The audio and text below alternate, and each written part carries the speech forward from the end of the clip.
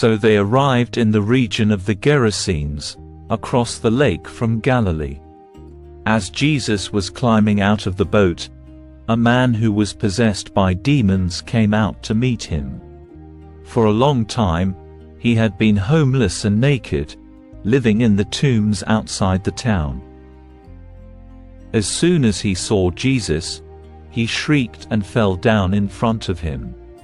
Then he screamed, "Why are you interfering with me, Jesus, Son of the Most High God? Please, I beg you, don't torture me." For Jesus had already commanded the evil spirit to come out of him. This spirit had often taken control of the man. Even when he was placed under guard and put in chains and shackles, he simply broke them and rushed out into the wilderness, completely under the demon's power. Jesus demanded, "What is your name?" "Legion," he replied, for he was filled with many demons. The demons kept begging Jesus not to send them into the bottomless pit. There happened to be a large herd of pigs feeding on the hillside nearby, and the demons begged him to let them enter into the pigs. So Jesus gave them permission.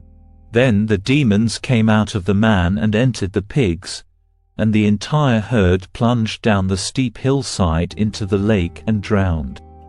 When the herdsmen saw it, they fled to the nearby town and the surrounding countryside, spreading the news as they ran. People rushed out to see what had happened. A crowd soon gathered around Jesus, and they saw the man who had been freed from the demons. He was sitting at Jesus' feet, fully clothed and perfectly sane, and they were all afraid. Then those who had seen what happened told the others how the demon-possessed man had been healed. And all the people in the region of the Gerasenes begged Jesus to go away and leave them alone, for a great wave of fear swept over them.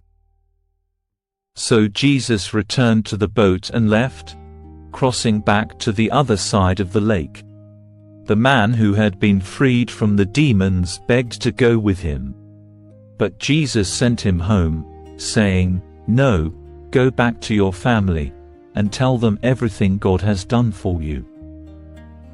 So he went all through the town proclaiming the great things Jesus had done for him. On the other side of the lake, the crowds welcomed Jesus because they had been waiting for him. Then a man named Jairus, a leader of the local synagogue, came and fell at Jesus' feet, pleading with him to come home with him. His only daughter, who was about 12 years old, was dying. As Jesus went with him, he was surrounded by the crowds. A woman in the crowd had suffered for 12 years with constant bleeding, and she could find no cure. Coming up behind Jesus, she touched the fringe of his robe. Immediately, the bleeding stopped. "Who touched me?" Jesus asked. Everyone denied it, and Peter said, "Master, this whole crowd is pressing up against you." But Jesus said, "Someone deliberately touched me, for I felt healing power go out from me." When the woman realized that she could not stay hidden, she began to tremble and fell to her knees in front of him. The whole crowd heard her explain why she had touched him and that she had been immediately healed.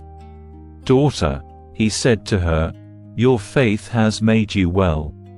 Go in peace." While he was still speaking to her, a messenger arrived from the home of Jairus, the leader of the synagogue. He told him, "Your daughter is dead. There's no use troubling the teacher now." But when Jesus heard what had happened, he said to Jairus, "Don't be afraid. Just have faith, and she will be healed." When they arrived at the house, Jesus wouldn't let anyone go in with him except Peter, John, James, and the little girl's father and mother. The house was filled with people weeping and wailing, But he said, "Stop the weeping. She isn't dead. She's only asleep." But the crowd laughed at him because they all knew she had died. Then Jesus took her by the hand and said in a loud voice, "My child, get up." And at that moment her life returned, and she immediately stood up. Then Jesus told them to give her something to eat. Her parents were overwhelmed, but Jesus insisted that they not tell anyone what had happened.